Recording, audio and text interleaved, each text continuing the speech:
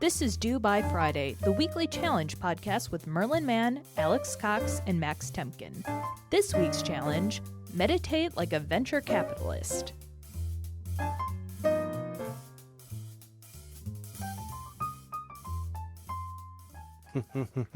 Hi, how's it going? We're early. What is happening? What's happening with this show? We've just been sitting here waiting for you. Oh my God, you guys, I'm so sorry. I haven't urinated yet. You should. Do you need to go do that? You can. Well, I mean, I could use the jug. I could mute it. I don't know if it's real, and I don't know if I want to know if it's real. I just listen. I just emptied it last night. I try to empty it at least a couple times a week. It's the Clorox 3.78 quart regular bleach. Kills cold and flu viruses. Oh, good. It's pretty empty. There's a little bit in there. Well, you shouldn't need that though, because isn't pee sterile, or is that just something that sitcoms? I've heard mixed things about this. I know there's a thing where people drink their pee in the morning. That's a thing. I think that's a life hacker kind of thing. You need to be a 90s kid to understand to do with this pee. 15 times your urine was all of us. This jug of pee is everything. I bet Tim Ferriss just wakes up in the morning, turns over, and is like, takes out his catheter and uses it. I return no. Straw. Oh my God! You think he sleeps with a catheter? No, I don't know. His body is an experiment. His body is a lab. His body's a microchip. Yeah. The microchip has been compromised. All right, I'm not going to talk this week. I talked too much last week. I disagree. Okay, I'm going to go pee up. I'm going to mute it, and I'll be right back.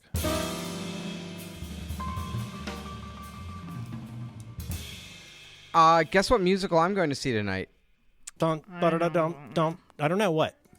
Hamilton. Mm-hmm. Oh, come on. You are not. I am, with Wayne Brady playing Hamilton. Oh, I've heard he's really nice. Is Dave Chappelle going to be Aaron Burr? Wait, is he? No. Oh. No. Wait, okay. How much, like real talk, how much do you actually know or have heard from Hamilton? I've listened to the soundtrack. You have heard it. Okay. Yeah, I've listened to some songs. Okay, Yeah. so listen to some songs. I have not listened to the whole soundtrack. Okay, I've listened It's to long. It's really some long. songs. Yeah, it is. Yeah. It's long. Yeah, I think I'm going to be bored, but we'll see what happens. You're going to be sobbing. It's no Les just Mis. feel I'll it. tell you that right now, right out of the gate. It's no castle in the cloud. No castle in the cloud. I'm going to go to a castle in the cloud in my imagination while I'm bored with Hamilton. You on your phone the whole time. I'll be tweeting. Oh.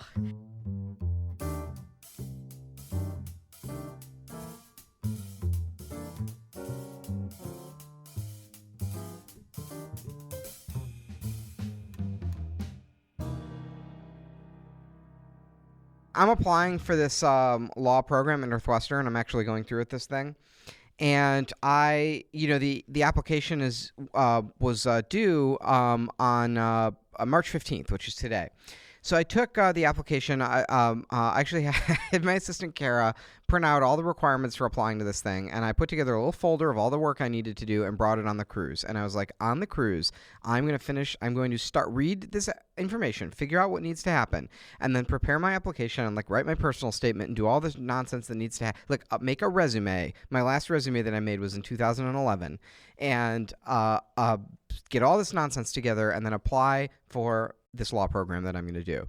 Obviously did not open the folder or look at it once during the cruise. I was way too drunk and eating way too many gravies and to do anything productive. And then I got home from the cruise on the 13th, and I was like, well, I'm pretty sleepy and I have to unpack, so I'm not going to deal with it today, but I do have 2 more days. And then yesterday I wound up pretty busy, so I was like, well, I'll just do it after work. I'll stay late. And then so I started working on it at 5 o'clock, and I opened it up, and boy, it's a lot of work. It's hard to update your resume and boil yourself down into just a page of information. And plus I needed transcripts from my college and letters of recommendation from people. Oh boy. Are you sure all that's really necessary? It says right there on the website that you need it all. So I started going through, and I got the resume done, and I got this piece and that piece done. And then I eventually got to the letters of recommendation, and I asked a former employer of mine to write one, and she's writing it. And then I was like, you can submit like supplemental letters of recommendation. So I was like, okay, I'll have like Jen write me a letter of recommendation because I'm pretty sure she can get it done tomorrow, meaning today, like in time for this deadline. And, Jen's a great writer, and she knows me really well, so she'll write a good letter. And, Isn't she your employee? Yeah, is that bad? The first employee. Is that bad? You know what? That's a really interesting idea. More people should get letters of recommendation from people that they pay. That's a good idea. Well, it was a supplement. You have to have one from a former like teacher or employer, which I did. But then I was like, you can just have other people write letters. Yeah, I mean, a lot of this stuff, see, Max, the thing is, a lot of this, it's a life hack. It's a way to sort out the riffraff. I'm sure you're going to get into law school. I wouldn't sweat this too much. Whatever. Anyway, so I sent Jen this thing, and I was like, would you do it? And she was like, yes. And I said, you have to write me a good letter because if I don't get in, you're fired. And she said, okay. And then this was at 9 o'clock at night. And then and I reminded her, I said, I'm literally paying you to write me a good recommendation letter. And she said, okay, I understand. And then she texts me back and she's like, hey, listen, are you sure that the application deadline is March 15th? Because it says on this form I got to do the letter that it's due April 15th. And I was like, oh, shit, dog. Yeah. I was like, so I was just like, never mind. I'll email you on April 14th at 9 o'clock at night. Well, one way to avoid time theft, though, is to get her to go ahead and finish it early. You know what I'm saying? Because even if you're not done, it would be nice if everybody else were done. Oh, I see. So you're saying I should say to Jen, I should be like, oh, no, it's a typo. It is due on March 14th. Or you could just say, by fiat, restore the dictator to health. Get this thing done.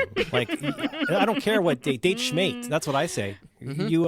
I'm paying you good money to recommend me. I hope she relays to the law school the hilarious anecdote where I stood too close to a bomb and splinters went into my body, and then the doctor took them out, and I experienced no pain. Because I was all hopped up on dictator goofballs.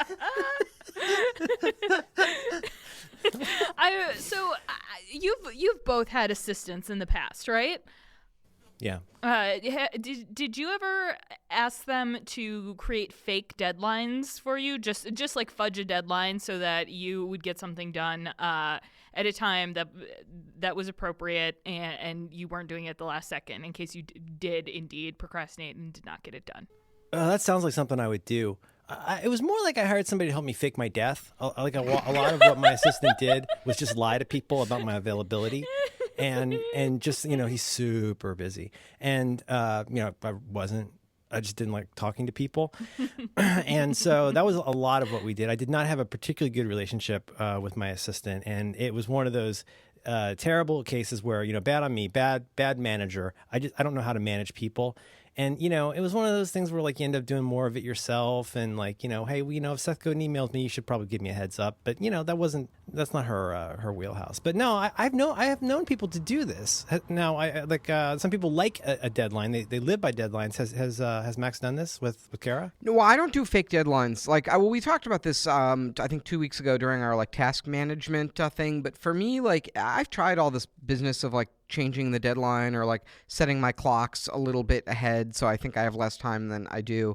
But to me, it's if there's any chance of me doing something on time, there has to be a sanctity to the time and the deadline and the information I have, because I'm always here. Listen, here's the reason I do things late. It's not because, it's only partially because I'm a lazy, bad person. It's also because I'm too time constrained. I'm doing too many things. So I'm constantly in triage, and I'm constantly, every minute of every day, I'm deciding who to disappoint. And I'm just by recording this podcast, I'm disappointing people who need me to do things for them that aren't this podcast. But if I did those things for them, then I would be disappointing you guys because I'd be late for the podcast that we scheduled. So I'm always just deciding who's going to get let down and what thing I'm not going to finish and what disaster I'm going to incur in my life. And at least I want to make an educated choice. At least I want the information of all the things that are due and all the numbers on my OmniFocus and my calendar or whatever. At least I want that stuff to be right. So I don't find it helpful to lie to myself about the deadlines.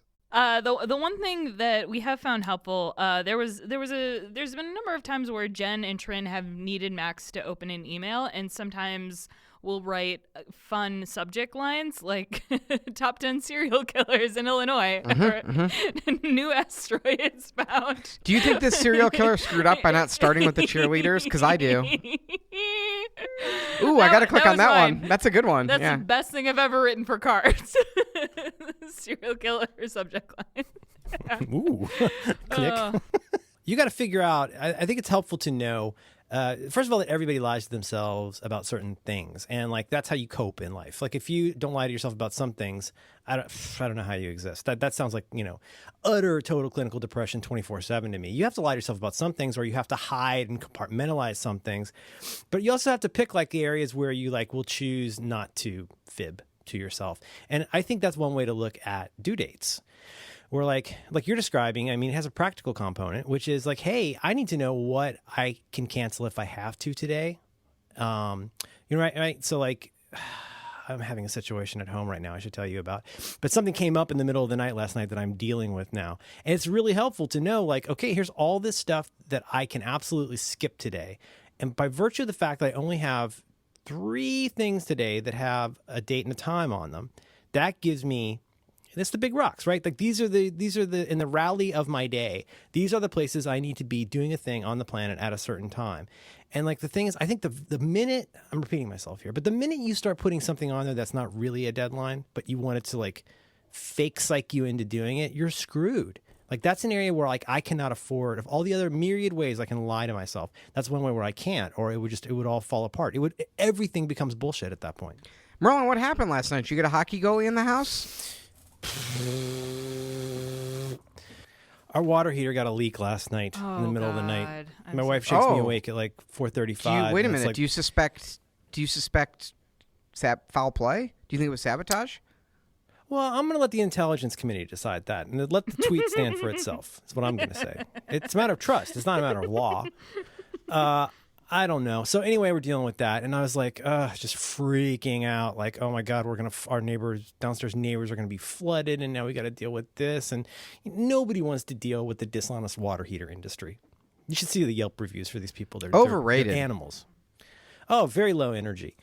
But that's this comes up. Every once in a while, something comes along where you're like, boo, boo, boo, clear the decks. It doesn't have to be death in the family. That's a pretty good example. But sometimes stuff comes along where like the last thing you want to do is have to sort through like mounds of bullshit you deliberately created in order to figure out what actually is a thing that you have. I'm sorry, I'm ranting, but that's one way that is I have 2, as I've said before, I have 2 bulwarks against insanity. One is I always put my wallet in the same place, and the other one is I don't put fake deadlines on things. So what happens with the water heater? I don't know this as a recent homeowner. Our landlord's coming over today to. It is kind of a death in the family in a way because I consider the water heater to be a member of the family. I know. It's always there when you need it. It's an adoptive member. That doesn't make it any less of a member of the family.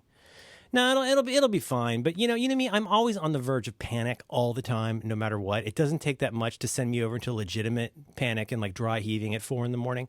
So yeah, that's a good place to be. So I haven't had a shower, but I do have a Clorox bottle here in case I need to pee. So everything's coming up Millhouse. I feel it. You have as much as I enjoy all of your home stories, you have like all of the drawbacks of owning a home while not owning a home. Does that like man, I'm sorry. Yeah. That just sucks. Yeah. Well, I'll be fine. Oh wait, motion detection looks like he's coming in. All right, good. All right, well, that's getting work done. You got a little hockey goalie? Yeah, got a little push notification. I have some a hot follow-up coming in hot. Let's see where to start. I have a big Overcast podcast player update. So I had mentioned, I think on the podcast or something, I was complaining that I can't listen to. It's like a lot of times I want to listen to podcasts like while I'm working. Like there's some work I can do where I'm able to like listen to a podcast while I do it. It's not essentially it's not writing based. It's like design based or whatever. And friend of the pod, Skullface on Twitter sent me this amazing thing. It's called Podcast Menu. And you can actually just get it on GitHub, and it's kind of a rogue menu bar item. It's a little application that puts Overcast in a little pop-up that comes from the menu bar. Oh. So you can click on the menu bar and it brings up your Overcast like playlist. I think it's kind of just scraping it from the website maybe. It looks like kind of a web view. However, but check this shit out. It works with the media keys. So you can hit the pause on your keyboard and pause and start the podcast. Shit, and dog, what's cool this. and what's cool about listening to it that way is also like it syncs with all your other Overcast information. So if you listen to a little bit of a podcast on the computer, it's when you start it on your phone, it starts at that time code. Oh, I love that. Oh, and look at the menu bar icon. It's so good. This doesn't looking at this. This does not look like a hack. This looks beautiful. It's a game changer. Game changer. You don't have to build. Skullman. You don't have to build it from source. Is it a? Oh, look at No, that! It's a regular old app binary. Check it out. Yeah. So you just scroll down and there's I think there's like nightlies, but then you can just get the latest, whatever stable release or whatever. Oh, great life hack! I'm so gonna use this. Yes. So thank you to I don't know who made this Inside GUI on GitHub. Thanks for making this, and thanks to a friend of the pod, Jessica, for sending that over. Follow-up number 2. You just said friend of the pod. Friend of the pod. We're broken up for 10 minutes. Oh my Friend god. of the pod. Okay. Item number 2. I saw yesterday. That Lucky Peach magazine, my beloved Lucky Peach magazine, the one thing in this world that brings me some solace and happiness, laid off their whole staff, and they're probably going under in May. So that's cool. I feel like whatever simulation we're living in is now designed specifically to fuck with me. Like, I think it's personal. I don't quite understand how the surprising Super Bowl results fit into that because I don't know anything about the Super Bowl. But possibly I'm not even aware of all of the consequences of that yet. It sucks how everything has become meaningful. Like, everything has become an analogy or a metaphor or an avatar of this other thing. And it's just, you can't even make a dumb joke on Twitter without people going, yeah, like Trump, am I right? It's like, oh my God. So what's Lucky Peach? Lucky Peach. Oh, you gotta is be a kidding me. lifestyle journal. Merlin. Even the weirdo knows what Lucky Peach is. You gotta be kidding me. This is why they're going under. Jesus. Yep. Thanks, People Merlin. like me. If only Found you a were really good Merlin Panda Man. video today. Why'd you fuck me like this? You should listen. If you don't get Lucky Peach, someone's getting fucked. In this case, it's me. I don't want to be You're right. fucked. I'm sorry. I didn't mean to fuck you. How to skim stock? Should you wash your chicken or not? Lucky Peach is a food magazine, but how do you describe it? It's like food writing, but not bad. It's like not annoying and bad. I don't know how to put it. The best, I would compare it to a lot of the writing that happened in the magazine, Marco Arment's old publication, and then it was moved to Glenn Fleischman. And it just had food writing, but it was more like food culture and not foodie culture. Does that sort of make sense? It was about how food is a window into humans. Yeah. Oh, nice. It was really just charming. There's a new magazine. Have you heard of Mold magazine? No. Okay. Is it a kombucha magazine? It's okay. It's one of those weird things, and they're having a Kickstarter. They're just this site, and they're into like my stuff, like grow a pill that gives you protein, and the steak was in a lab. But also they do have some stories that are the same, like Lucky Peach style, like oh god, I don't want to say interest piece, but it seems cool. Was this mold making? Mold. No. I'm gonna put it in the secret chat I network. see. Mold, the first print magazine about the future of food. This is something that's either going to be very, very cool or incredibly stupid. We'll see how it goes. I got my fidget cubes. Oh, why do you? Are they real ones or are they? Are they the ones that are beating us on Amazon? Oh no, they're from the Kickstarter Update 28. And it's fine. It's fine. It's I wouldn't do it again, but I don't know why I haven't got my fidget cube. Yeah, they seem to be having some issues. Oh yeah. Did you guys see? I have big powder follow-up. This is big powder news. So Mike Cernovich, author of the Gorilla Mindset, he has a line of like supplements and powders that you can take, and he has 2 new ones out there: Smart Brain Pills. And one of them is called, because his thing is the gorilla mindset. It's like how to be the like alpha gorilla to like. I thought you made that up. What? No. This is his famous book that makes him a big deal. So he has 2 sort of like smart brain pills that you can take. One of them is called, this is real, and it's called Brain Health Nootropic Formula. and they make you smart. You take these and you become smart. You become a genius. Oh, good. Guaranteed. Oh, good. But the first one is called Gorilla Mind Rush, and the other one is called Gorilla Mind Smooth. Which, like, having a smooth brain, that's like an insult that people say. Yeah, I mean, you want all those little invaginations. That's where the memories go. Gorilla mindset and what smooth, and what's the other one? Rush? Gorilla Mind Smooth and Gorilla Mind Rush. So I've got an idea for a challenge this week. Hold on to it for next week. Hold on. Anyway, if you want a perfectly smooth brain, you should take this Mike Cernovich Gorilla pills for your brain. Your smart brain pills. I also have some powder follow-up. There's a lot of testosterone-based powders, but I found something called Pregnitude, which is, as we talked about, I'm getting really into period science. And this will help your fertility cycle. I'm not sure how you get the powders. It's available exclusively at Walgreens. Alex, is this relevant to anyone on this podcast? It is. I love hearing about your periods, and I love you telling people to calm down because you're going to talk about your periods. I would love to hear more about your periods. Yeah, for the 3 women who listen to this podcast. Hello. Oh God. Let's see. Wait a minute. Hang on. Bad on you. If anybody needs to hear about periods, it is not women. Exactly. It is men who need to hear about periods. I just want my friends hear to about also this. make fun of this. Yeah. We really should be put in tents. You should value her fecundity, Max. I mean, value her fecundity. Honestly, like here's the thing. We don't know about how bad the period tents were in the olden times. It sounds like and it was primarily the many wives of rich men.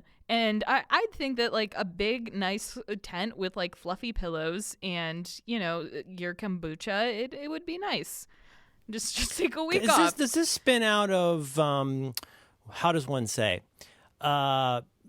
Certain cultures hold that when a woman is having her lady time, that she is unclean, and therefore, like, she shouldn't be hanging around. Like, you don't go swimming, you don't ride horses, and go get in the tent. Is that the idea? Oh, this is straight from the Old Testament. I believe Leviticus, the best of the books. Daily show. Here we come. Yeah, I have a lot of concerns about this. Actually, Merlin, you have a pee bucket. Maybe I should just have a period bucket.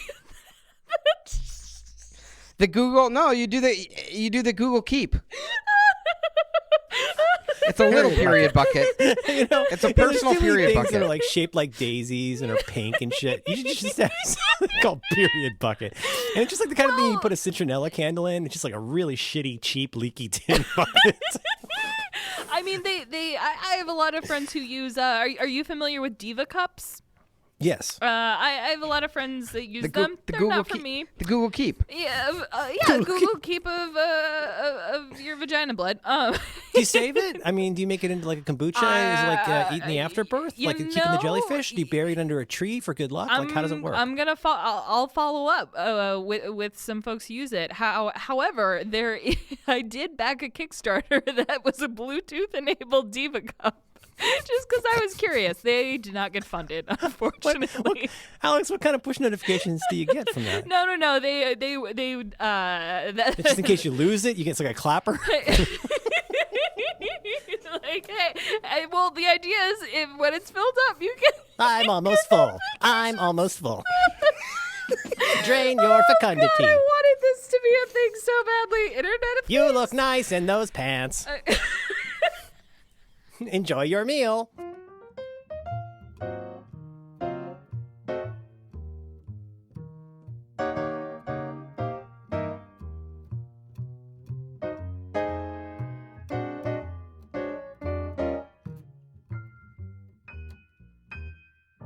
Do you know why you call like when you like learn something new, why you say it makes an impression on you? It's because like early philosophers like Descartes, they used to like vivisect like animals and like look at human brains, and they saw the wrinkles in the brain, and they were like, oh, every one of those little crevices, that's like a thought that person had or a thing they learned. So that's why something, when you learn something, it impresses upon your brain, makes an impression. Wow. I didn't know that. I was a Descartes man. I enjoyed me some Descartes. He's a very interesting pivot point in Western philosophy, it seems to me. Because he had a lot of ideas that are still, that are just like basic, like pillars of what we think of as Western philosophy. But he also had so much awesome wackadoo. You get into Berkeley and the perception stuff. Like, there's so much great stuff in continental philosophy back then. One of the big ideas he had was to vivisect live dogs, and you cut them in half, and you'd find out that the soul, the pineal gland in the brain, that's where the soul lives. Yes, that's where the little man is. You can stimulate your pineal gland. You know, you get in the shower and you just bang on it real hard with your shower vibrator. Now without that water heater, you don't. I know you got soul. I'm super bad. Looks like he's still milling around in there. See what happens. I have a bit more follow-up. Yeah. I got an unsolicited Amazon email, and it's, "Hi, Alex. Thank you for your recent purchase of our product and your support for our company. Our goal is always to provide our very best product so that our customers are completely satisfied. We are committed to innovation, and that's why we value your feedback." And I have no idea what the fuck I ordered or what this was for. It was not attached to any order number. New policy. I could not. I went into the Amazon settings, could not figure out how to. I couldn't turn off these emails. So maybe you I gotta could. You got to call them. Oh, that's fucking absolutely never gonna happen. So now, whenever anyone emails me, I click on the link to leave a review, and I leave them a 1-star review. So I know that all the people selling Glad sandwich bags are listening to this podcast, and I'm telling you right now. I vow to you, if you email me to leave a review for your Glad sandwich bags, I will leave you a 1-star review. And under reason, I will say, this company I did not give this company permission to contact me, and they contacted me about their sandwich bags. I don't want to hear about the bags after I order them. I want to put my sandwiches in them and move on with my life. You're not done yet. Can you imagine you're if you went killing the industry? If you went to the grocery store and you bought a bag of 100 Glad sandwich bags, and the next week the grocery store called you and they said, "How are your bags? What kind of sandwiches are you putting in there? Are they good? Are you liking them?" Please remember to like and subscribe. How dare they? Do you guys mind if I call these guys? They did. There's a number? Yeah, there is a number. Call them up. You have to say that the call's being recorded for quality assurance purposes. Of course. Okay. This is big. Yes.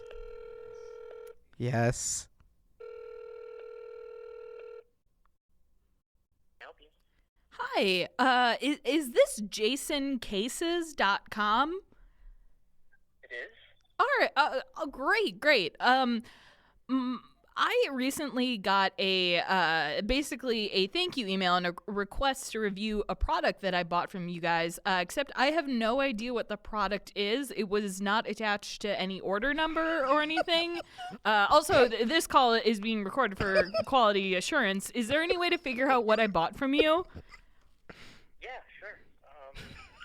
Let's see. Alex Cox. Greatest day of my life. Against Humanity. Wait. Yes, I am Alex Cox from Cards Against Humanity. How did you know that? I think you said it when you called in. Oh, okay. Sorry about that.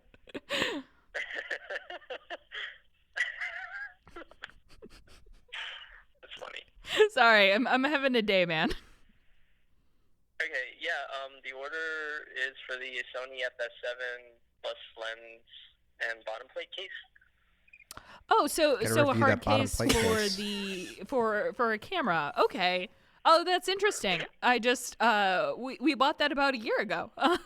So it's a great case, and I'm happy with it. So I guess I'll leave you guys a good review. Thank you so much for clearing that up. Yeah, am I allowed to use your feedback to put up on the website? Sure. It is a great hard case. It has been through many security, both checkpoints and it has been checked many times, and nothing has been broken or stolen, and it's great. I think it fell down an escalator once. Yeah, and our very expensive camera is still safe. So thanks. Ask him if he'll review our game. Will you guys review our game? You have a game? I do. It is it is the best-selling game on Amazon. It's called Cards Against Humanity. Ask him to leave a 5-star review. Will you leave a 5-star review on Amazon? I've never played the game, but I'll tell them. You should take our word. Tell them take your word for it. It's really funny. Tell them that you give good reviews. All right, it's really, really funny. Trust me. It's a funny game. It's a pretty funny game. It's a pretty funny game. Well, I don't want to take up more of your time, but thank you so much. Okay. All right. This was Alex? Yep. From Cards Against Humanity. Alex from Cards Against Humanity. I appreciate it. Thanks, Alex. Thanks for your feedback. Bye-bye. God damn it. Oh, that's so funny. I don't know if it was funny, as funny as I thought. Oh, well, the thing is now, I don't think that this was from Amazon, but also this is actually something we ordered like a year ago. I guess it just got around to... Okay. Oh, God. Can he be a regular? I love him so much. I'm gonna This is Red, the color of my task, all over again. How did he know? I think you said so when you called me. And then... I got to roll that back. You should do a sandwich here and roll back, because I don't remember you saying Cards Against Humanity, but maybe you did. I think we should pivot. Okay, hear me out. I think we should pivot into a prank phone call podcast. Gold, the color of my stars. 5, the number of my game. Oh, that was well done, Alex. Hakuna Matata. He was a good sport about it. Thank you, Jason from Jason. I think that had a little bit of Starly Kine Actually, to it. I mean, you took it and you turned it, and then that guy kind of put it back on you, and he was great. I thought that guy handled that extremely well. He did not sound like a dingaling, but I would be watching out for that review because, I mean, quid pro quo, Clarice.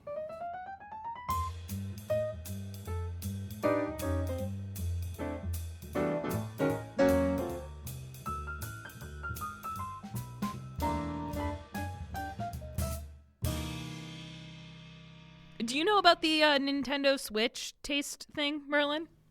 Ooh. Oh, I haven't gotten... Well, I'm trying to get rid of all of my physical media, so I haven't bought a cartridge, but I want to lick one so bad. I just need to know. Wow. I've got one in my backpack. You want to lick a cartridge? Sure, Okay. I can sanitize it afterwards. Yeah. Super interested in that. Yeah. This is the new thing on podcasts too. Do you wanna lick? Well, don't lick Call of the Wild. I want to play that. Why don't you can lick Bomber? You can lick Bomberman. Okay. Right, there you go. Oh wow, there's a lot. This Now, really what's is the tiny. procedure? Do you just pop the whole thing in your mouth like a potato chip? You know or... what? I'm gonna lick both sides. Okay. Because I wonder if it's the whole thing. You getting anything? I mean it tastes bad, but it's maybe okay. The whole thing is in my mouth. Wow, you really went for it. The whole thing is in my mouth. Oh, my Bomberman. Oh no, my Bomberman. You're just going at it like a Jolly Rancher here. It's just... So oh wow. Okay, so if you keep it in, Alex looks very unhappy right now. The thing is, if you keep it in, that's when it starts to get you. But like if you're a kid, you just swallow it. So It's gonna be so ironic if you swallow it. Wipe this off and then I'll You sanitize can it keep. later. You can go ahead and keep that, Alex. Oh yeah, free game. All right. There Yeah. you go. I wasn't playing that. Wasn't really playing that anyway. So go ahead and keep that Bomberman. Yeah.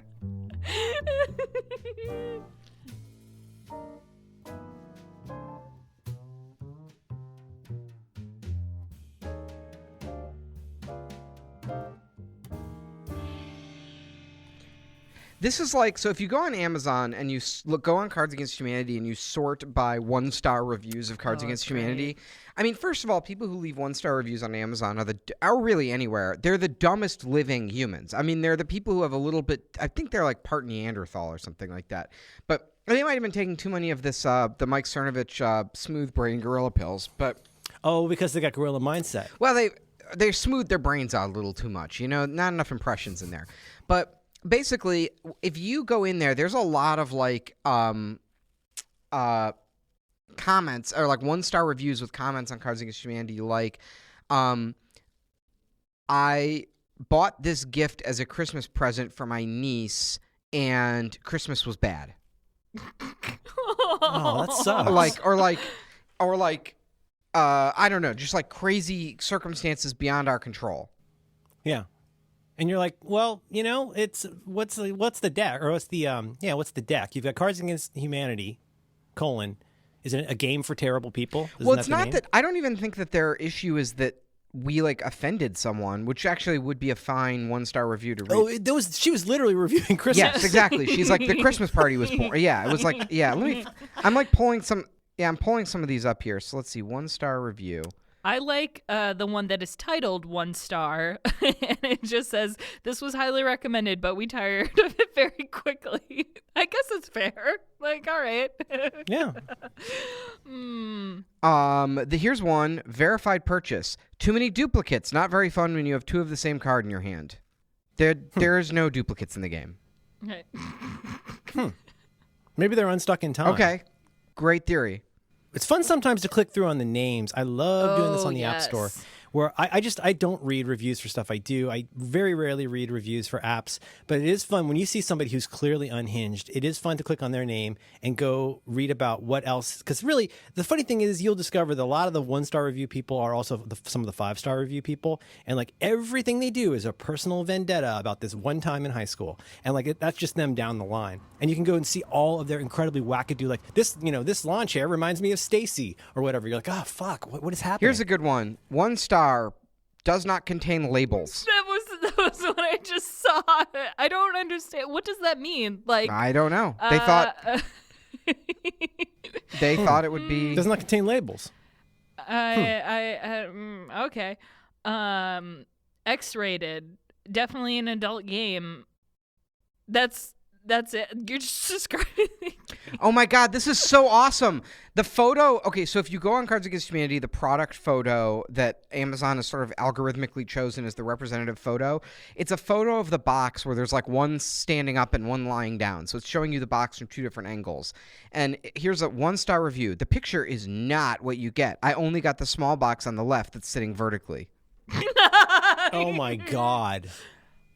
Kara Max's assistant is here, and why is this happening? You need to go get. No, you do not kombucha. need to do it. You do, because I just put this in my mouth and I still taste it, and I need another disgusting thing to put in my mouth to get rid of it. And what is that thing? This is a Nintendo Switch cartridge. No, I mean, what do you need to put?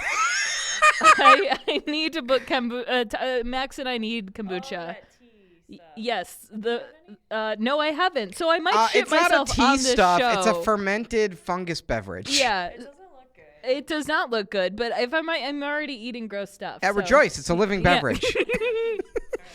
Thank you very much, Kara. Okay, do you have time? Wait a minute. Why is Alex? Wait a minute. Do you have time for this? Okay. You all right. delegated this to me, and I'm delegating it to Kara. I didn't delegate this to anyone. All right. Thank you, Kara. I'm so sorry to everyone who has to listen to this episode. No, we're gonna. This is good. for sure We're the gonna worst edit it. episode of the show. I think we're done. I think we've done all we can with this show. I think we're good. Yeah. We had a good run. Are there any? I want to check if we have any reviews on iTunes. Oh, no, please don't. Oh, no. Oh Please. my God! Leave us. Listen, everybody, leave us a 1-star review on iTunes. No, What? don't do that. Oh Don't my Tell God. us your complaints. Don't do that. Oh, no, please. Oh, no, my God, please. No. Oh, no. Uh, I've seen a lot of what you're describing. It's very memorable how many people bought incredibly inappropriate things for a grandchild, niece, or nephew and are very upset about how it worked out and that the child wasn't happy or that it was wildly inappropriate for them. So you give your kid like a Fabergé egg and like very fragile for the price, and you're like, oh my God. It's ponderous. 1 star by Valerie. Perverted, crude, inappropriate. We should put that on the box.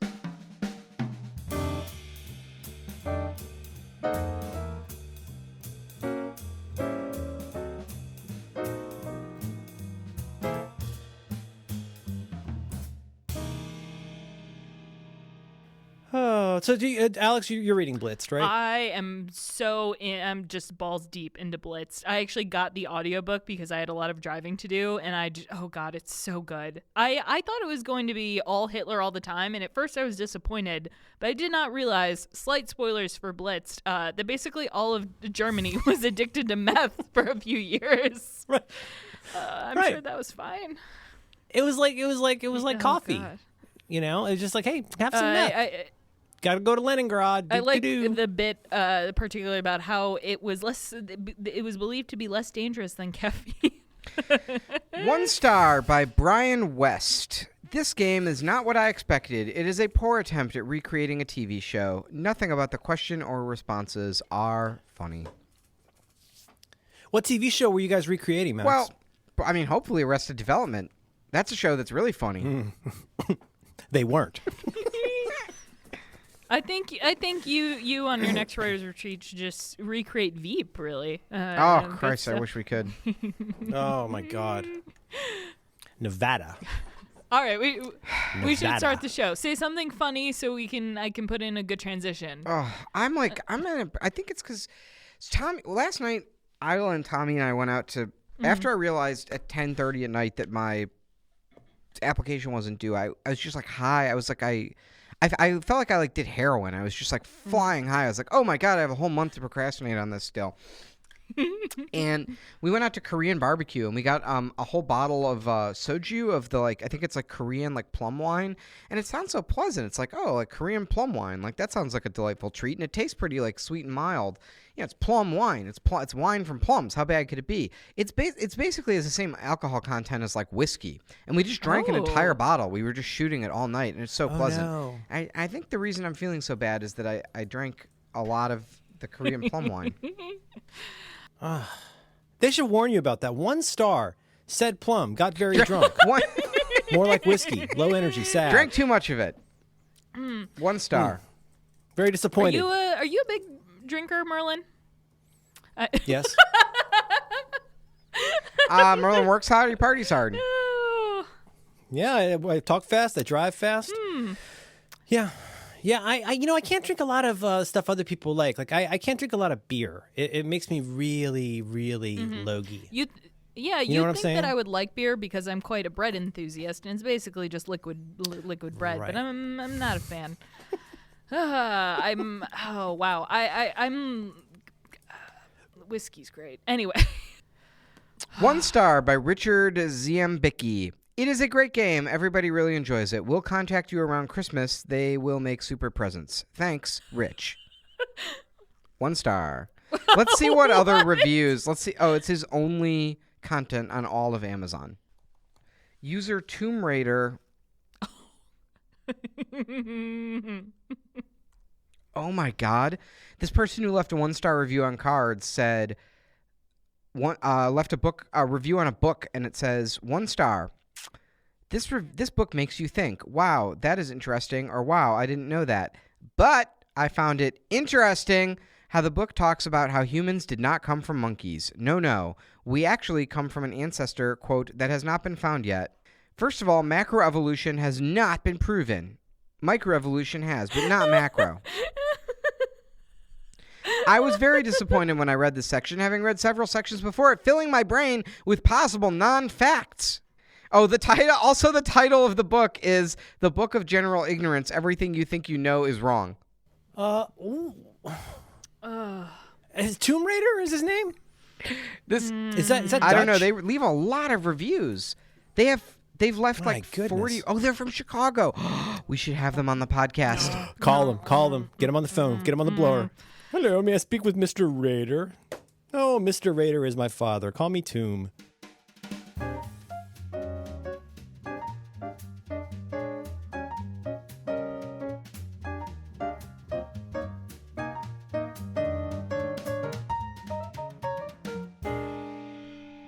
Hitler, you're enjoying Blitzed.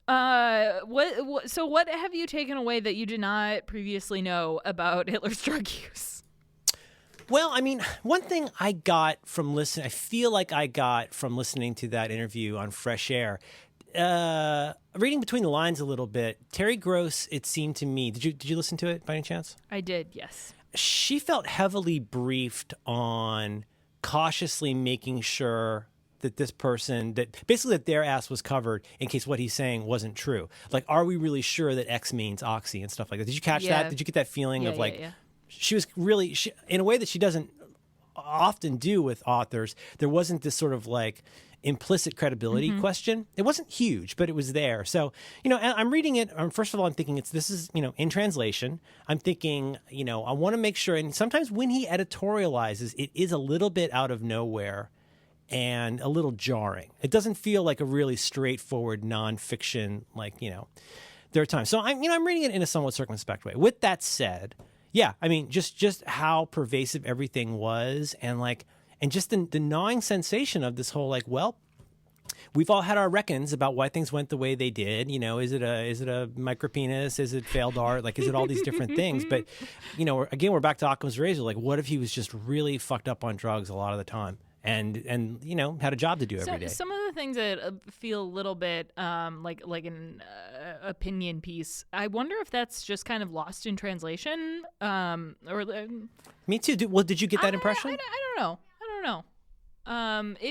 There were just some parts that read salty. I don't know. Well, yeah, this did read a little salty. But there were points I can't think of an exact thing, but in the High Hitler section, he would say things like facty fact writing on a train, which would be very unexpected for such a terrible dictator. It's like kind of like Did you know the intimate lives of all the dictators? Yeah, right. But I mean, great little factoids like Morel. Morel was really proud of the fact that he had Hitler's doctor, his personal doctor, very proud of this role that he had, and stuff like the fact that to give Hitler his injections, they would have to stop the train. And he was very excited, they had to stop the train today so he could give Hitler his injections. Yay, 4 stars. Stuff like that I thought those are interesting. I love those little kinds of turns out insights. But yeah, I'm glad I got it. It's very, very interesting book. All right, someone say something funny. Oh, Trump's taxes. Rachel Maddow got him. I think this is it, guys. I think we got him. He's on the ropes. Yep. He filed some paperwork. Yeah, he filed some paperwork incorrectly, and that's how he got Capone tax evasion. I was so excited. I was so excited. Why? I don't understand that. Every time there's Trump news, it ends with you being kicked in the balls. Yeah. How is this ever going to be? There's never going to be Trump news that doesn't end with you being kicked in the balls. Here's the deal. The guy's going to be president for 8 years. You're going to get kicked in the balls every day for 8 years, and then we'll get a new president, and he'll be good. Or she. The fact that this can still... there's still a way to make this about Hillary Clinton and Barack Obama is staggering. I mean, it's it's just, I'll talk to my kid about this. I'll just be like, oh, he's at it again. And she's like, he won the election. I'm like, exactly. He won the election, but he's still making this about the election. It's it's so, I mean, it's weird for me because I grew up in, I think I was 10. No, I was 15 when Obama was elected for the first time. No, I'm sorry. Man, this is getting cut out. Obama was the first president I ever voted for, and so I sort of grew up in the Bush era. But my entire adult life, but my entire adult life has been Obama, and I don't do you worry about your kid? Yeah, sure. It's like my mom was born in the early 30s, and Franklin D. Roosevelt was president until she was a teenager, from the time of her birth till when she was a teenager. Think about that for a minute. Oh that's boy. That's pretty wild stuff. So yeah, I mean, of course I worry about it. I mean, it's not just this one guy. She'll be 16, and she'll never have known a president that didn't pay ladies to pee in the bed.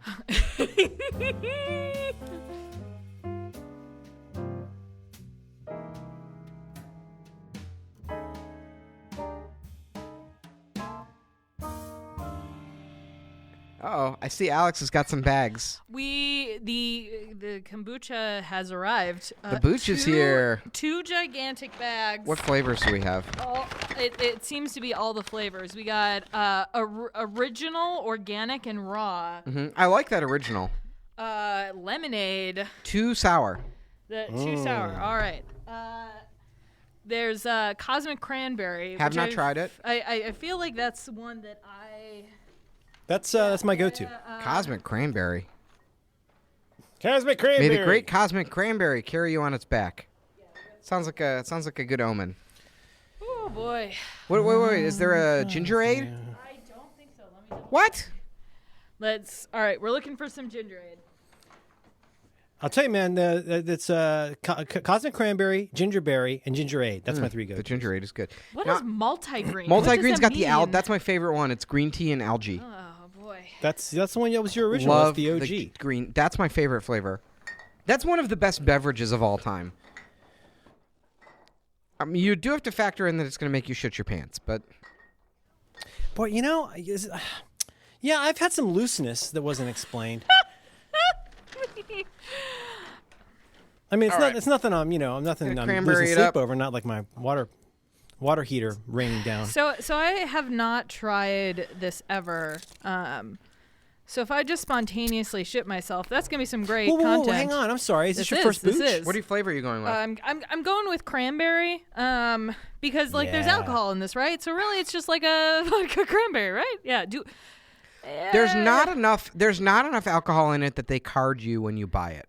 Okay. There seems to be a lot of debris at the bottom. I assume that's. Yep. Those are the cosmic cranberries. Do you shake it? And I like to think that we all go to the cosmic cranberry when we die. We all get the heaven we deserve. You, well, as previously discussed, I would not shake it because it is carbonated. Rejoice, rejoice. I would gently flip it over slowly twice. I would flip it over once, get the butt up in the air, like you just don't care. Let it settle. Gently flip it back, and then enjoy. It's a living beverage. This seems like a very costly drink. It's got It's pretty. Ooh. Yep. synergy. All right. Yeah, it's all floating to the The top. love you are looking for is also looking for you. Inquire within. Living food for the living body. Intention is the soul of action. You know what? I just want to say, I want to put a fucking stake in the ground. I've had it with fortune cookies that are aphorisms. This is a blight. It's been happening slowly for like 40 years. Don't give me lotto numbers. I don't want lotto numbers, and I do not want an aphorism. I want to know what the fuck is going to happen in my life. Is that too much to ask from a cookie? No. The love you are looking for. Yeah, okay. That's the one you got. What else we It got sort here? of smells like you're looking cider with the. All right, let's Yeah. see how this is. What'd you have for lunch, Alex? Oh, I had a Nintendo card with the booch finish. I'm not getting a ton of flavor, which is strange for me. I think by the time you get to it gets better as you drink it, especially if it's still really cold. But by the time you get to your third one of these, I think in my case, for myself, I was sold after like 3 How of these. many? So okay, so let's real talk. We're gonna flip the chair around. Yeah, put your arms up on the chair. What does this actually like make you like? Is this a GABA type thing? Is it the flavor? What does this do for you? I honestly do not get a ton of energy out of this that I couldn't write down to my normal powders. I see. Mainly, I enjoy the taste of it, and I thought I would try it for a few weeks just to see if it does anything, with my butt and my thinking and whatnot. Well, I was just thinking, could I introduce a new recurring character into the Due by Friday mythology? Yes, please. So, are you guys aware of one of my favorite people in the world, David Avocado Wolf? No. Okay. Let me read from his Wikipedia article. I'm trying to decide the best way to introduce him. So this is David Avocado Wolf, nutritionist. David Avocado Wolf, born August 6, 1970, is a raw foodist, promoter of alternative medicine, conspiracy theorist, and entrepreneur and spokesman for the NutriBullet.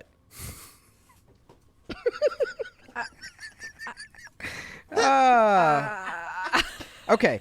Health and diet. Wolf promotes a diet based on raw plants. He has stated that this also has a detoxification effect. Wolf advocates that people with cancer take dietary supplements instead of getting medical attention. Perfectly sensible. Wolf believes that chemtrails exist and are harmful to people and animals. That's well proven. Check. Wolf has considered coca to be one of several Proven. superfoods. Wolf says that he has a deer antler spray that is, quote, levitational and an androgenic force. Okay. and sells deer antler spray products, of course. Wolf claims that mushrooms have an advanced intelligence and consciousness. Okay. He has stated that mushroom spores can, quote, levitate off the planet, and believes that they are trying to, quote, get to the center of the sun. He has stated that mushroom spores originally came from, quote, distant planets and were, quote, carried by cosmic winds or meteors into Earth's atmosphere, stating that, quote, the preliminary work develops as the mushroom mycelium sets itself up to network and nourish multi-celled carbohydrate-forming organisms. Well, that's just science. Yeah, yeah. I mean, I don't understand why that would be controversial. So is this like drug mushrooms or just mushrooms? It's a great question. He does. Let me just scroll down to under views. It just says physics. Wolf believes that the Earth is flat and that gravity is a hoax. And there's a citation for this.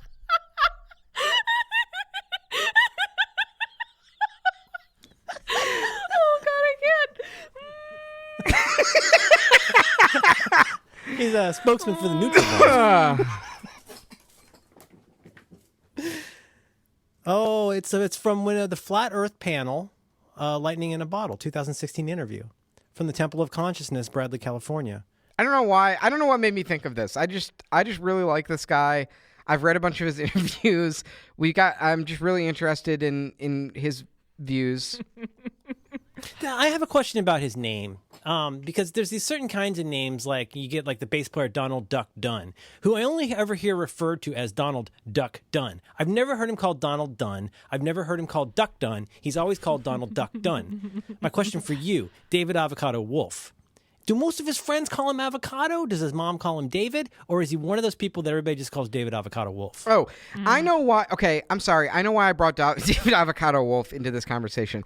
So I was reading the side of my kombucha bottle, and there's a little quote here, and it says, words of enlightenment. The love you are looking for is also looking for you. Inquire within. And then underneath, it's attributed to Apollo Poetry, entrepreneur and speaker, Oakland, California. And I was thinking to myself, boy, it's a huge missed opportunity that David Avocado Wolf, my main man, isn't on the side of the kombucha bottle. And I feel like we should, write a letter or something. I want David Avocado Wolf on the side of the bottle. And he should be saying something like, love is the one true spirit in the world and chemtrails are real. David Avocado Wolf, NutriBullet spokesman and conspiracy theorist. Real-time follow-up. Just got an email from Jason of Jason's Cases. Did he leave a review? He said, he said, nice speaking to you. I found someone in our office who has played your game, so they will be leaving you a review for your game on Amazon. All right, we've got it made. Thanks for your review. We truly appreciate it. Thanks, Jason. That's great. All right, let's challenge Doug Merlin. Digga. Can I read you a quote? I found a page of inspirational quotes by my main man David Avocado Wolf. I just want to get it started with one. All right. Thank you. Thoughts are things. Everything you do or think is a cause set in motion. Every thought sent forth is a never-ending vibration spiraling its way across the universe and returning us what we have sent with interest. David Avocado Wolf. Thoughts are things. David All Avocado right. Wolf. It was my challenge this week. Basically, I wanted both of you to every day kind of meditate like a venture capitalist. So you were instructed to each day to use an aid such as an app or a book to just get in touch with your inner self. Well, as my main man David Avocado Wolf says, out of 40,000 plus herbs used worldwide, perhaps only 50 to 60 of them are tonic super herbs.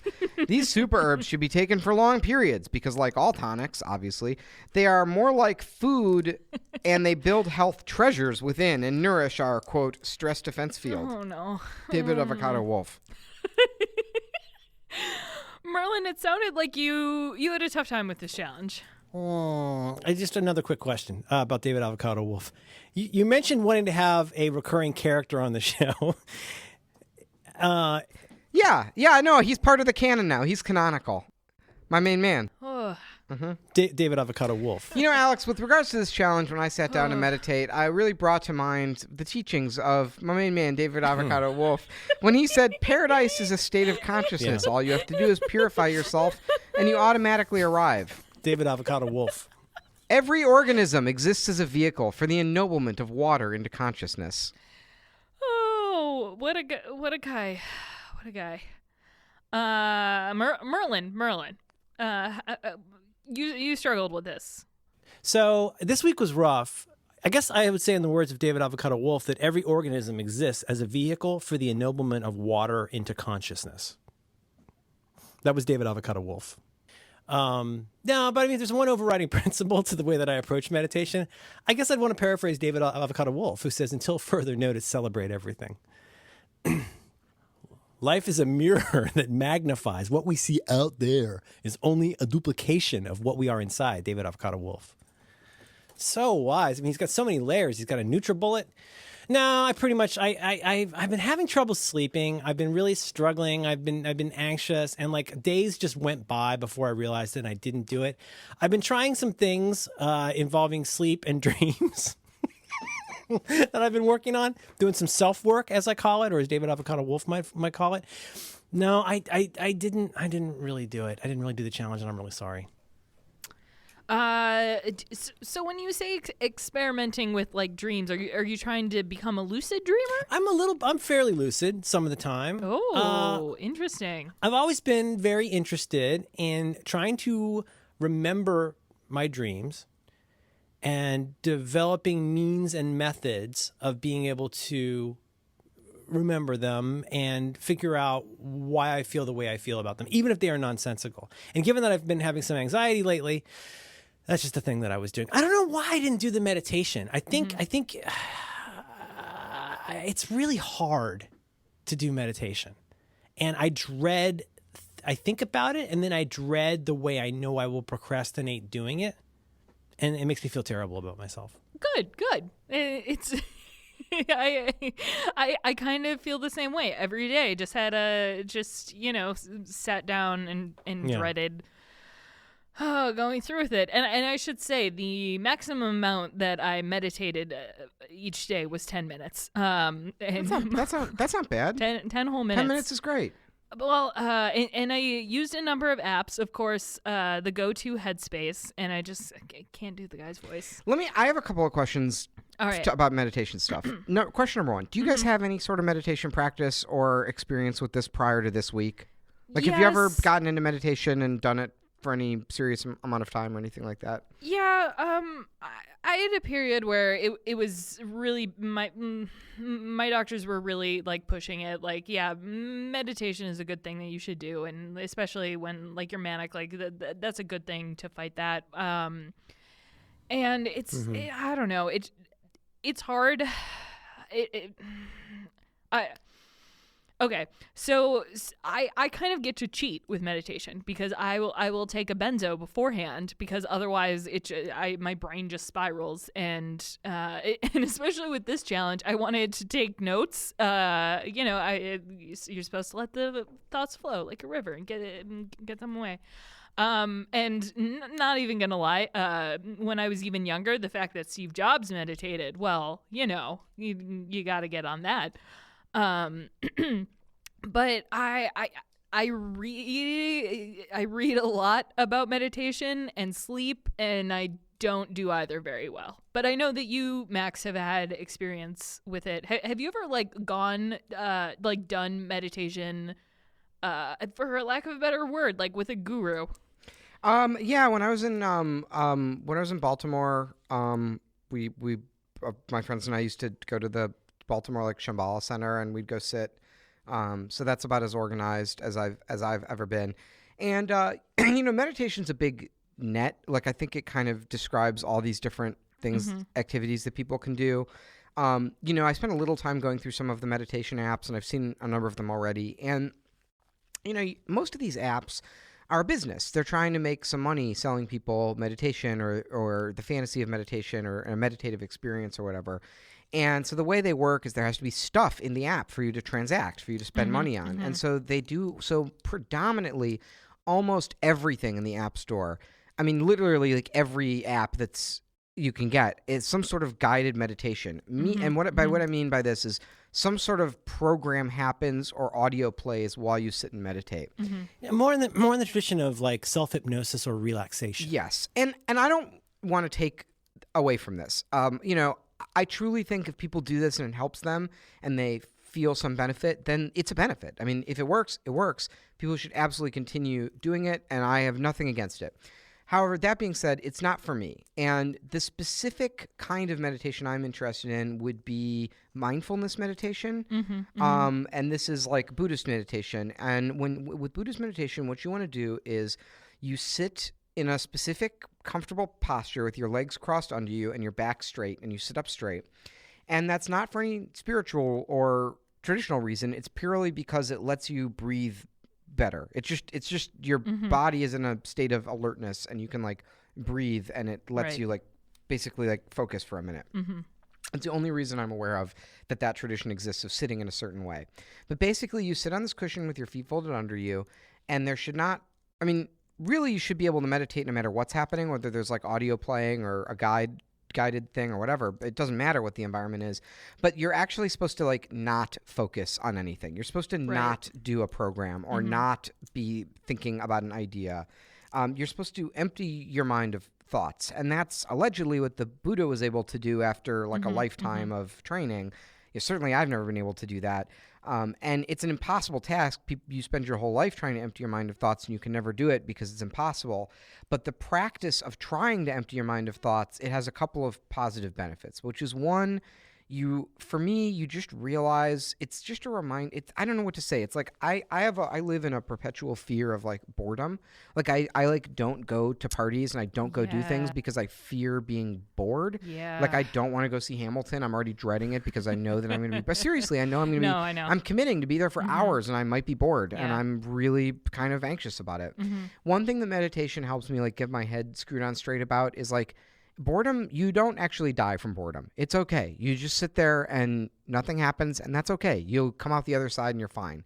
And it's nice to have a structured way to learn that lesson every day for a little bit, because if you're constantly fleeing any moment of boredom and like living in fear of that and constantly cramming content and entertainment into your holes because you're concerned about a momentary experience of boredom, that's a pretty bad life. Like, I don't think you can really leave. Or like for me, it's like thoughts I don't want to think. Yes. Yeah. That's the other thing. And, I mean, this is such a great piece of advice that I wish I took more often, is that, it's you in choking back these feelings you don't want to feel, or thoughts you don't want to think, or discomfort you don't want to experience, as they say.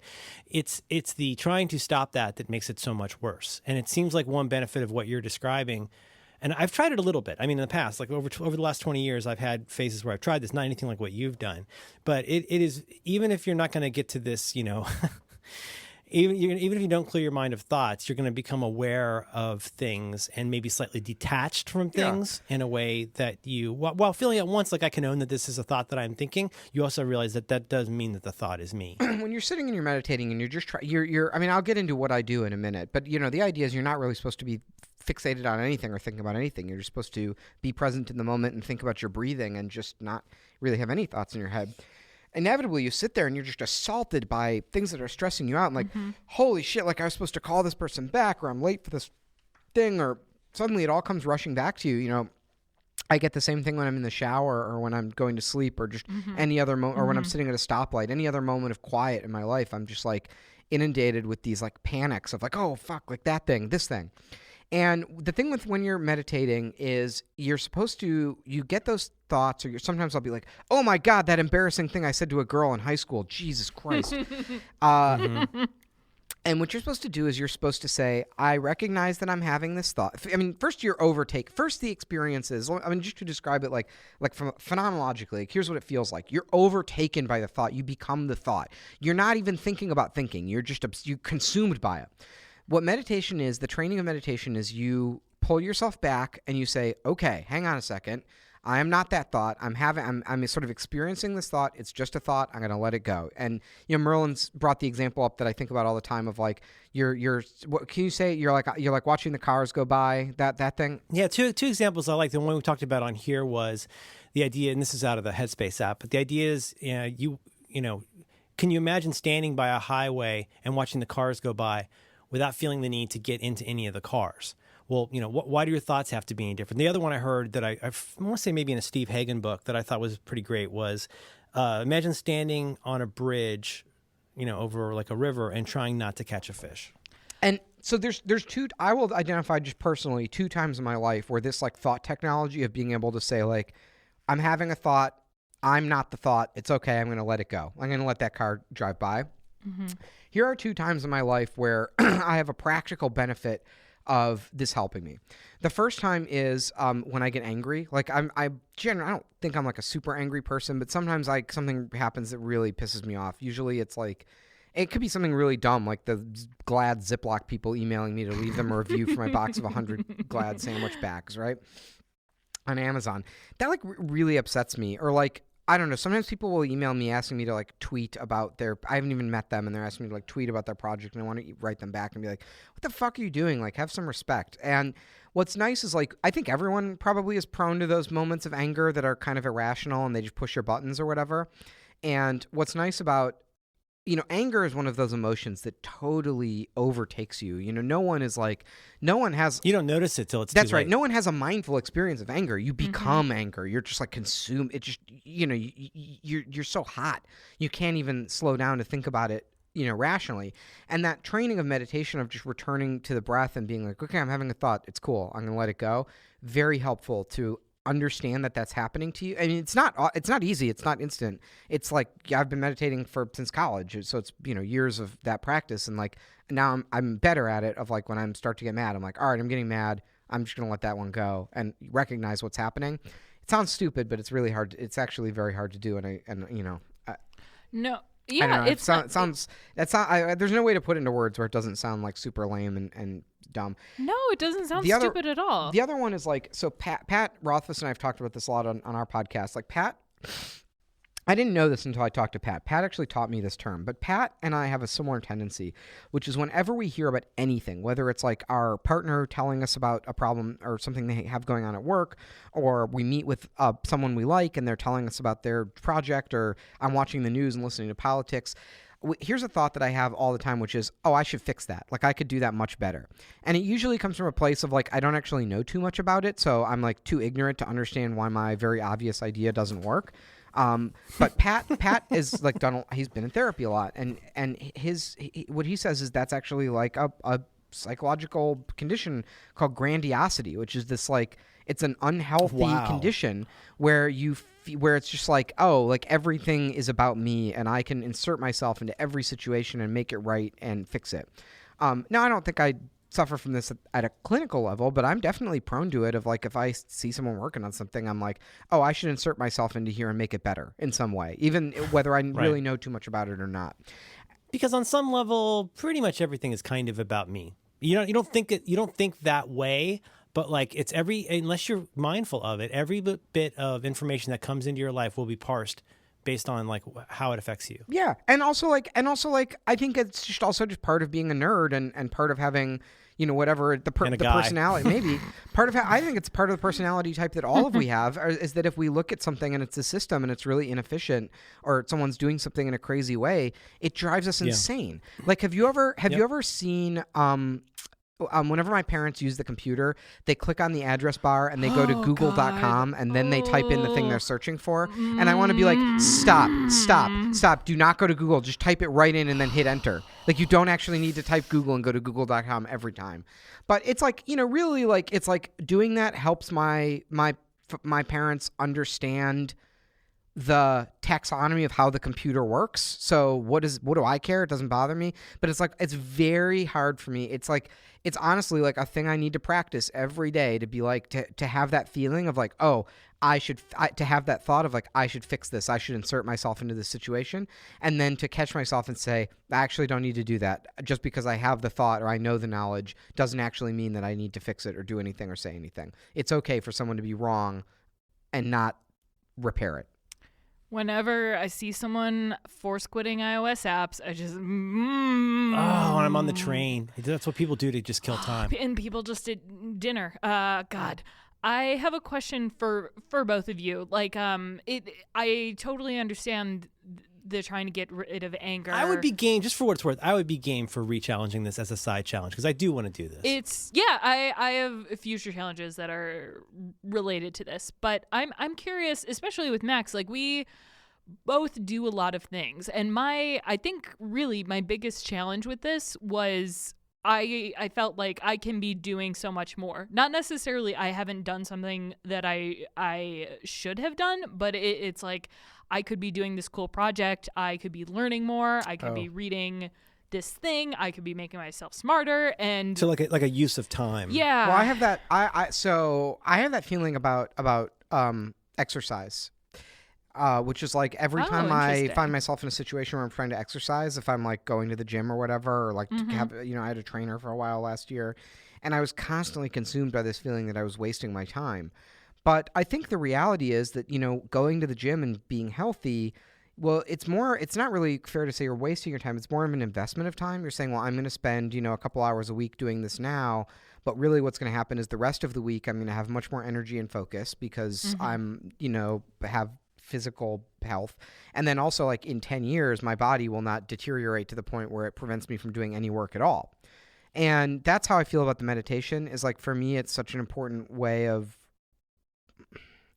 a mode that if I'm going to have any control. So like the default, let me put it this way.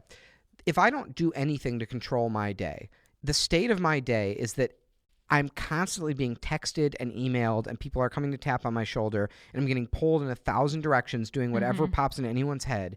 And then I do that all day, and I go home at the end of the day, and nothing has gotten done. Like, I have all these responsibilities, and none of them are done. So I need to exercise some sort of control over the day. I need to come in and say no to a lot of things in order to pick the things that need to get done and do them. Otherwise, I'll never do anything. That's like one of the big challenges of my job that kind of sucks and I have to learn how to deal with. And for me, wasting I'll usually sit for, depending on how much time I have, 15 minutes or 30 minutes. Wasting that 15 minutes or 30 minutes in the morning where I'm just sitting there doing nothing, I just know, because I've sort of done the experiment a lot of times, that if I do it, I have a much better chance of having some control over my day, of being able to say, I'm not going to do that just because it's in my inbox right now. I'm going to save that for later. Whereas if I don't take a minute to collect myself and meditate and like take a shower, if I just get up in a panic and start rushing in and I had to run to the office for something, like usually the rest of my day is shit. Do you have a particular time then? Like, because you do the Buddhist approach, I assume you have like a specific place that you sit. But is it a morning thing or a nighttime thing, or just whenever it can fit in? Well, I think it's like it's like writing. It's like one of the big fallacies of, we've talked about this, I think, on this podcast. Yeah, but like, one of the big fallacies about writing is it's like, oh, I can't get my writing done because, well, I don't have quite the right pen, and I'm not in a forest, and the right background music isn't playing, and it's not the right time of day. And it's like, well, you're kind of a shit writer. You're not really a writer if you have to have this like Disney World, experience to be able to put words on the page. And the same is true of mindfulness meditation. Mindfulness meditation is just about being present wherever you are. And in fact, there is a whole practice of mindfulness meditation where you're just like making tea or doing the dishes or going for a walk, but doing that in a mindful way. And that's I think that's all fair game. But the idea is like, you shouldn't need anything special. You shouldn't need any special circumstances. You should be able to meditate in the middle of a crowded, space. It's all about just sitting there and being present. That being said, like, I, of course, have my preferences. Like, I have a little special cushion that I got on the internet, and I sit there in my bedroom, usually after I shower in the morning, and, I turn on a timer app on my phone and just sit there for 15 minutes, and that's that. It's not a whole production, but if I'm traveling or whatever, like, I catch myself falling into that trap of like, oh, I don't have the right kind of cushion, and,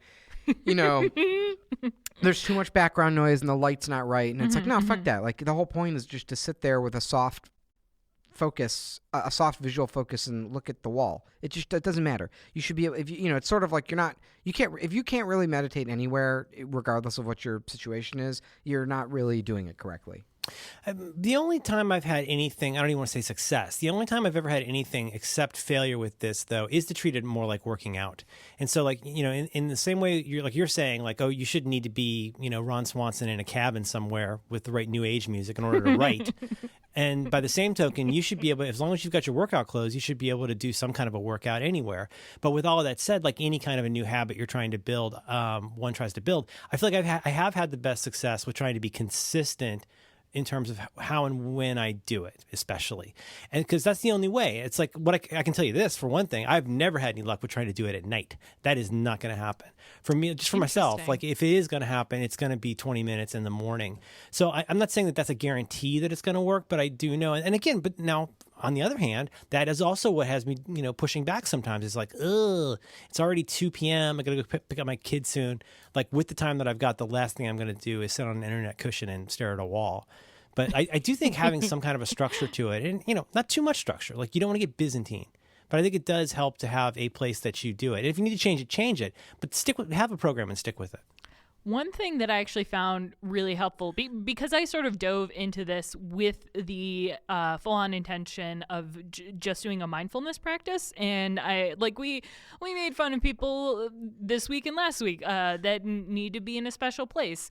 But just having waves music in the background, like that was huge, because I realized the only time that I've truly been present in a place is on this beach that my family has property on, and the only time I go there is when I have no responsibilities and I can just like sit and be. That's super interesting. Yeah, and so maybe that I just need to sort of build on that. I guess. Yeah. I mean, if it's something you're interested in pursuing, like do whatever works. Like, listen, here's my advice to someone who wants to start meditating. Like, in some ways, there's too much out there about meditation, and too much is made of it.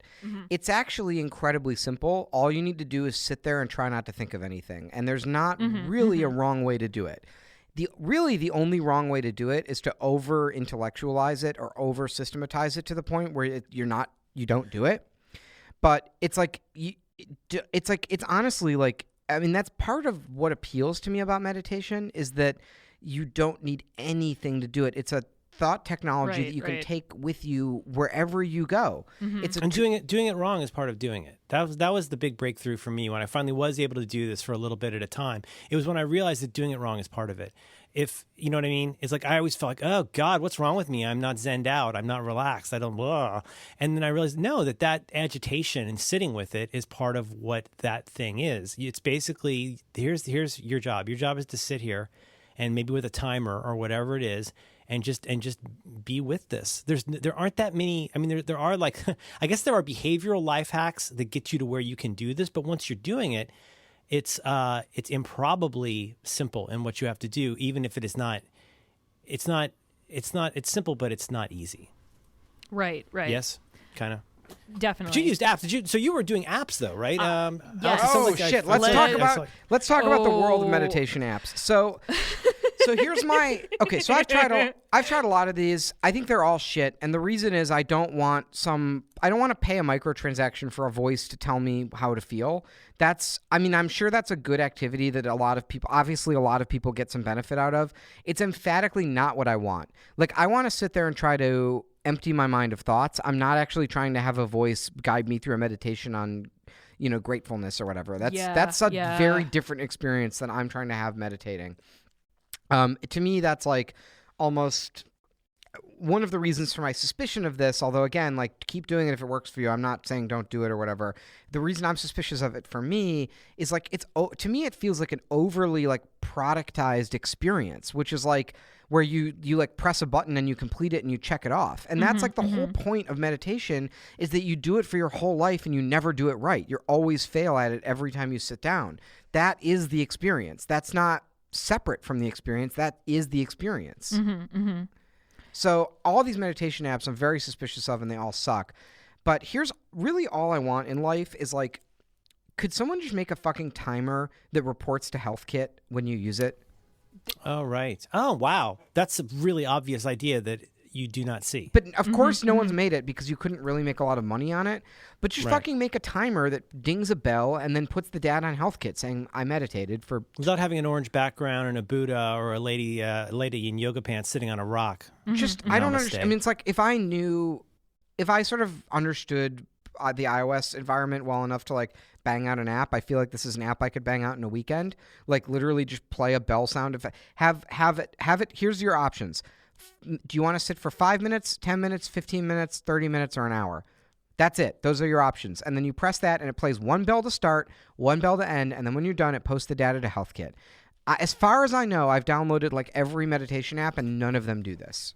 Well, they're all about gongs and singing bowls and stuff. But I don't want to beat this to death, but I do think there's a valuable distinction to make. If one is doing this to get zenned out, as Dan likes to say, if one is doing this for relaxation or for like, straight up, if you have, how can I put this? If you are doing what you're calling meditation for a functional reason, which is okay, right? Like you go and read something like Jon Kabat-Zinn and like, for him, mindfulness meditation can have a huge role in things like recovering from cancer and all these different kinds of things. There's nothing wrong with wanting that functional piece, but like it seems like the kind of meditation that you're talking about here and that I'm talking about is something that, I don't want to say purer, but I'm not doing it for a reason. I'm doing it because it's what I do. With that said, I think there is something to be said for what I'm going to call self-hypnosis or what I will call relaxation. I think that's very useful. I just think that concatenating those as being similar things is like, are you familiar with the idea of passive exercise? Have you ever seen the machines that like move your arms for you? Like if you have like mobility problems or... Is that still a thing for like Hang on one people second. who don't have... And unclench. I'm sorry, Merlin, you were saying? Remember the butt exercises that were a thing? Do I? I don't know. Two, It was three, actually- four, and... I'm sorry, Alex, what was that? God. Butt exercises? Oh, boy. Ooh. See, now I'm thinking like, okay, this is actually a pretty simple app, and I've been playing with Swift, and I want to try to make this, but and then I won't meditate. I'm just gonna try to make a meditation app. Actually, Matt from Milkability might be able to do this. You listen to the show, Matt. Email Listen, me. Matt, make me a goddamn timer that just posts to HealthKit. Is that even? I honestly don't even know how complicated the SDK for like posting to HealthKit is, but it's that's the question I have. Yeah. What are you talking about? Are you talking about MB? Yeah, I love MB. I saw him at the comic meetup a little bit ago. Big fan. Good, yeah.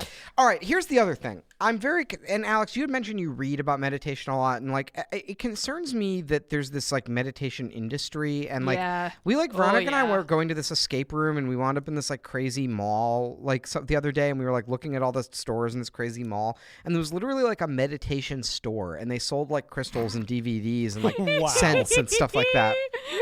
And I was like, how could this be possible? It feels very cynical to me, but it's also like, if you know anything about Buddhism, it's like very suspicious, the idea that you would need to buy the right things or like overly intellectualize it at all.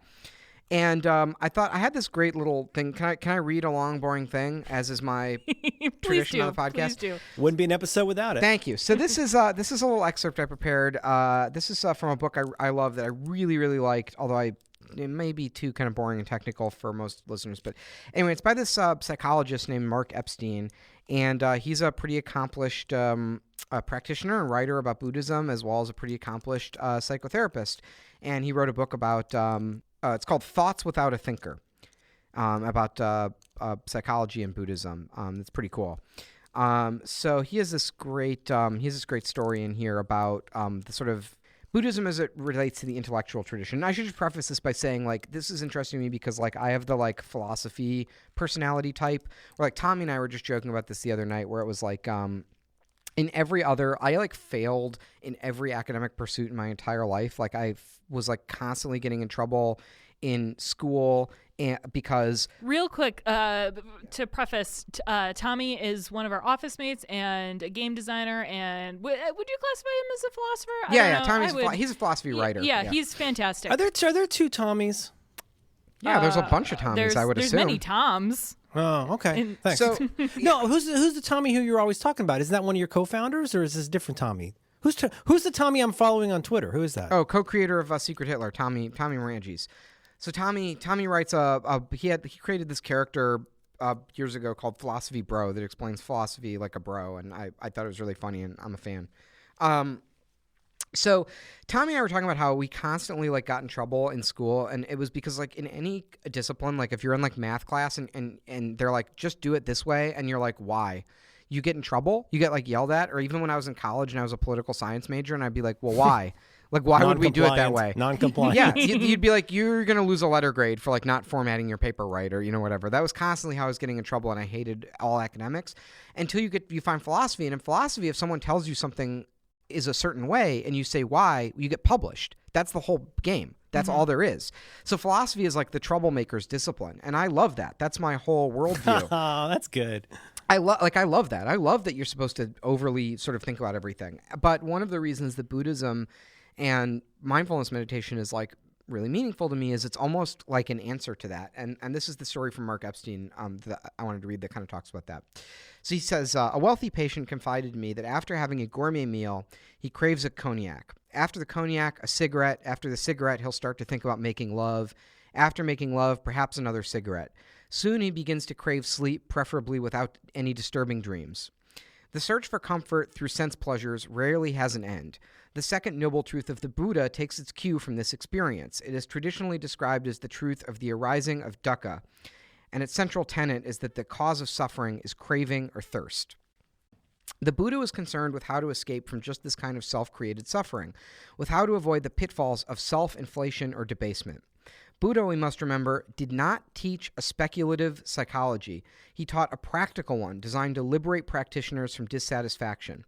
I do not teach theory, he said, I analyze. He refused to answer questions that would feed either the tendency to cling to some kind of absolute romanticized ideal, or that would enable nihilistic distancing, the two trends that are subsumed under the headings of existence and non-existence, and that became the basis for many powerful religions, psychological and philosophical dogmas. There were, in fact, 14 subjects that the Buddha repeatedly refused to discuss, all of them searching for absolute certainty. Whether the world is eternal or not, or both, or neither. Whether the world is finite in space, or infinite, or both, or neither. Whether an enlightened being exists after death, or does not, or both, or neither. Whether the soul is identical with the body, or different from it. The Buddha taught that to attempt a definitive answer to these questions would give the wrong idea, that to do so would only feed the tendency to cling to an absolute or to nihilistically reject, neither of which he found useful. He never taught the existence of a true self, nor did he ever support the idea of a chaotic universe in which, quote, unquote, nothing matters, and individual actions are of no importance. Rather, he encouraged a consistent doubting of all fixed assumptions about the nature of things. In a teaching he gave to a skeptical follower named Malankaputa, he likened the asking of questions about the ultimate nature of things to a man wounded by an arrow, refusing to have the arrow taken out until all of his questions about who the assassin was, where he came from, what he looked like, what kind of bow he was using, and what make of arrow had been addressed. That man would die, emphasized the Buddha, without ever having learned this. It's pretty good. Good shit. Really good shit. So the point isn't to anyway, my whole thing is the point isn't to read it in a book and get it right and then do it. It's you just have to fucking sit there. I've read that several times. As this book clearly demonstrates, and all of the things that I just read clearly prove, there's no right way to do it, right? You're just supposed to sit there and suck at it. And the whole notion of an app where you just follow the instructions and tick the box off is, well, you're denying yourself the whole point of it. One thing that really killed me about the apps, there are a lot of guided meditations, but there's also just straight up instructions, and they are very, very costly. I am all for the new app subscription model. I want to give all my money to the Omni Group and Bear, but $10 a month for 5 minutes of some guy telling me to sit straight up. I don't know. I kind of got some icky feelings about the 10% happier, as well as there's a new one making the rounds. What is it? Timeless. But I do want to recommend 2 apps because I know people are still going to ask what we should use. There's this, like, it's almost a game. It's called Pause. And what happens is there's just a little dot on the screen, and you put your finger on it, and you just follow it around. And if you go too fast, it's like, hey, slow down. And it's kind of weird, and I don't know. I just found it pleasant in the way that I find a lot of the more like relaxing video games where you just kind of explore and walk around. But it's just incredibly simple. As well as Pacifica, it's not super popular, but it's kind of like an all-in-one health thing, and it does integrate with Apple Health and does sleep. And actually, I'm looking. I think it might do mindful minutes. Yeah. I should look into this more. But it like will take in data from if you use Sleep Plus Plus or automatic sleep or auto sleep, whatever it's called. So That's Pacifica, yeah, and it's also Mel is super into it too, because if you're the kind of person who wants to just like journal your thoughts and see like the correlation between like did I sit today, did I exercise today, that sort of thing. And I think this is the only app that does it specifically with mood, which is interesting for sort me. of like Exist. You can do that as well. Yeah, but I see what you're saying. This is interesting. It's not. It doesn't look very iOS-y. I think I'm biased because look at those pretty waves going. And it's a sunset. The couple at the beach. Yeah. I didn't. I think I got rid of the couple. Yeah. And there are some guided meditations if that's your thing, but there's just also like nice campfire noises and stuff like that. But yeah, I don't know. I pay for apps, but. $10 a month, like, I don't know. But I'm with you, and I have lots of books. I've read a lot. I'm practically like an amateur scholar on this stuff, even as I have not had much success with doing it, and that is really telling. That is so, like, it's beyond ironic that I know all of these kinds of things, but knowing all those things has not made me one iota better about doing it. I can explain why I'm doing it, or not more often not doing it, but it's. That's not the point. The point is not the reading. The point is doing the thing. And it's like there are certain kinds, like I don't say I joked. I was telling you about how, like, if I start following my breathing, sometimes I feel a little panicky. I've turned down my breathe reminder on my watch to like the least often setting because I was failing at it so much. Yeah. I would just dismiss it. It was causing me stress that I wasn't doing the thing that's supposed to make me less stressed out, which is silly. But I mean, like, that's a thing that was happening. So Merlin, you've mentioned like, or I think you said on our text chain or whatever, like whenever you sat down to meditate this week, you got like too stressed out and you couldn't do it. I just haven't been sleeping as well as I usually do. It's not like anything like catastrophic has happened this week. It was just if you look at my my Fitbit is very erratic this week. My sleep is very strange. Like last night, owing to the incident, I slept for like 4 hours, and I usually sleep like at least 8. So. That's one reason I'm so goofy today. Here's my question. If you sit down and meditate and it makes you like incredibly anxious. Sometimes, yes. Then what? Then what happens? Oh, you mean in terms of like dealing with the dreading it, or? No, in terms of sitting there and doing it and feeling really anxious. Well, my resistance to doing that keeps me from even getting to the point where I'll feel that, which is why I kind of want to do over with this. And I don't know where my internet cushion is. Like, I'll find every reason in the world to not do this. And I'll think, I'll just lay here and do it. And like one of the things I do know that I do believe is like laying down doesn't count unless you have like a physical reason for needing to lay down. Like the idea of the dignity of sitting there and the breathing and the whatnot is very important. I want to do over with this because I want to do this legit and maybe without an app, doesn't have to be for this week, but I'm gonna, let me put it this way. I'm gonna try and start doing this in the morning. Well, I'm just saying, like, nobody, like, I have a pretty consistent like meditation practice. Like I'm pretty good with it, but like it's never like It's never appealing to meditate. I'm never like, oh boy, like now I get to sit here and do nothing for 20 minutes. I can't wait for this. Like it's But always it's like any kind of habit where like there have been times whether it's a habit of writing or a habit of working out or a habit of, in my case in the past, like not eating a certain kind of food. And they all go in a somewhat similar fashion, a somewhat similar arc. If they succeed at all, they succeed because I said, or I realized that this is something I'm not going to fix today.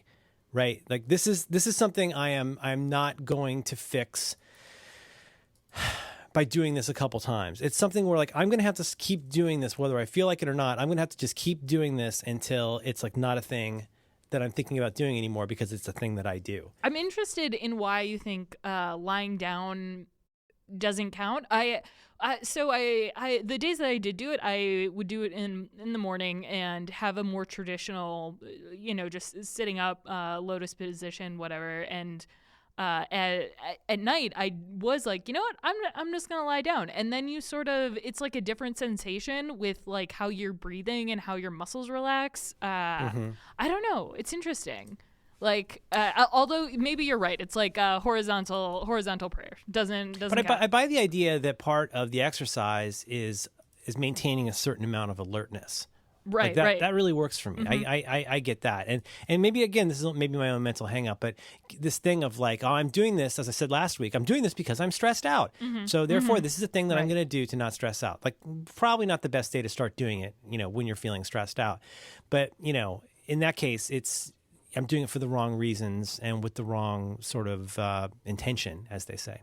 Just break.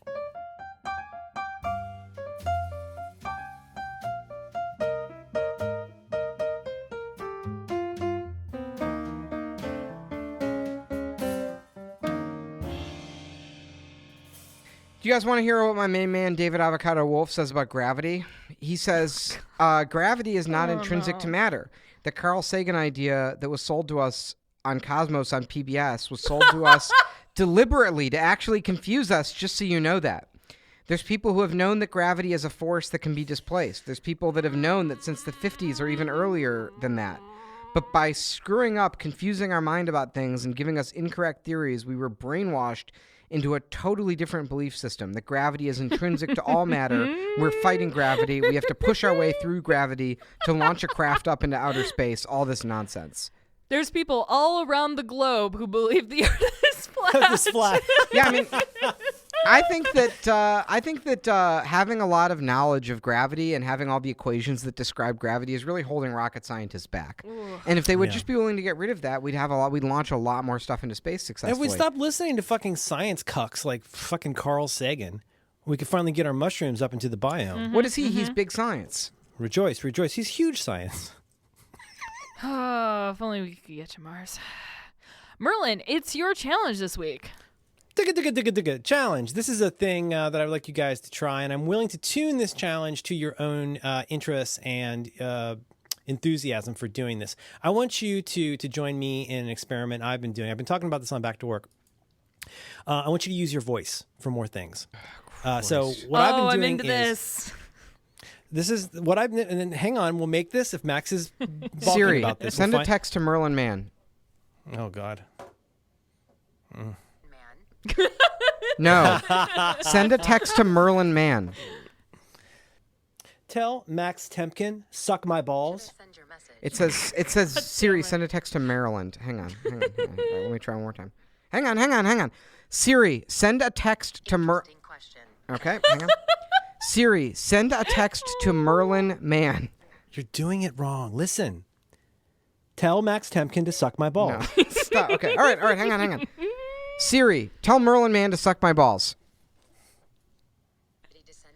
Okay, it's sending it to the. Tell No! Alex Cox to suck Don't my send that. balls. It started composing it to the campaign finance chair of a major campaign that I worked on. No, it didn't actually send that, did it? Whoa, wait. Oh. Okay. Hang on. Why won't it send you this message? Do you understand this?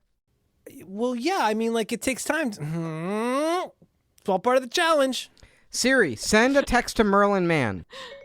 Tell Merlin to suck my balls. Oh my God.